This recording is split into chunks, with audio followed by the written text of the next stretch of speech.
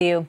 So just moments ago, I spoke with Oklahoma's Republican Senator James Lankford. He is a member of the Senate Intelligence Committee, and I asked him about all of this. This is the obvious reason why we need oversight over all of our intelligence operations to be able to evaluate what's being done, how it's being done, what authorities are being used, and then what can be learned from that. So we have a lot of questions as well on any kind of wiretap that's used, especially on an American citizen.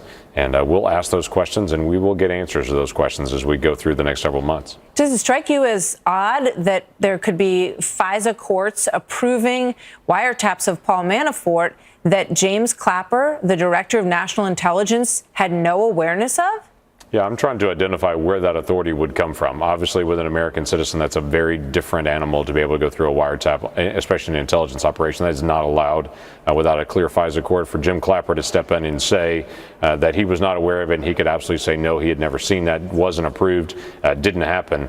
We still have a lot of questions, and we will get answers. Yeah, and a lot of people want to know what the basis for the FISA warrants was, what evidence it was based on that they were going to do those taps. I do want to ask you. There's a very high standard, as you know, for FISA courts. That's not something that's done flippantly. That's a very strong group of judges. So if a FISA court is involved, there's been a very, very high standard. We're trying to find out, was a FISA court at all involved in that? All right, Senator. I want to turn your attention now to Michael Cohen, an attorney for President Trump who was involved during the campaign.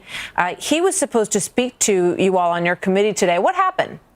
Well, he was supposed to speak to our committee privately. We have a lot of interviews that we do behind closed doors to be able to ask hard questions that we go through the process, but we ask those witnesses not to be able to put out a big statement before or after. Obviously, we as the Intelligence Committee are not going to put out a counter statement. So it's best if they don't put out a statement that then we get questions about to say, did this get said? What else got said? Because we're going through the investigation trying to handle it in a professional way. Mr. Cohen wasn't honoring that, and so we pushed to have that committee not meet today, and then later made a request then to say if he's going to make a statement publicly, then let's go ahead and make public statements, and we'll do the hearing in public. He's since agreed to do a public hearing on that, and we'll walk through those exact same questions with him. Yeah. So he was supposed to sort of have this closed session with you all, answer questions. He put out a 4-page statement saying that he had no interactions with the Russian government, ostensibly. That's what he said in the statement, I should say. Right. He and his lawyers, were going back and forth in the room, sort of discussing what they were going to, what their side of it was going to be presenting this. Did that frustrate all of you?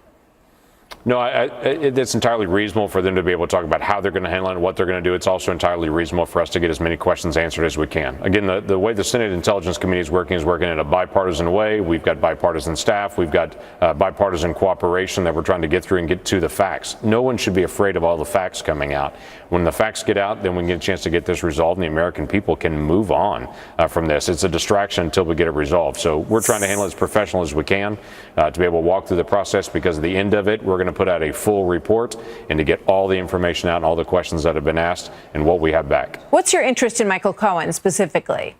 Well, we have obviously all kinds of interests. I don't want to go into all the details of that and exactly what we're going to ask him, but many of the things you'll see now, because it'll be a public hearing now, and we'll ask him those questions that we were going to ask in private. We'll ask him now in public and walk through it then. Do you have any indication that he's unhappy about the fact that this is now a public hearing?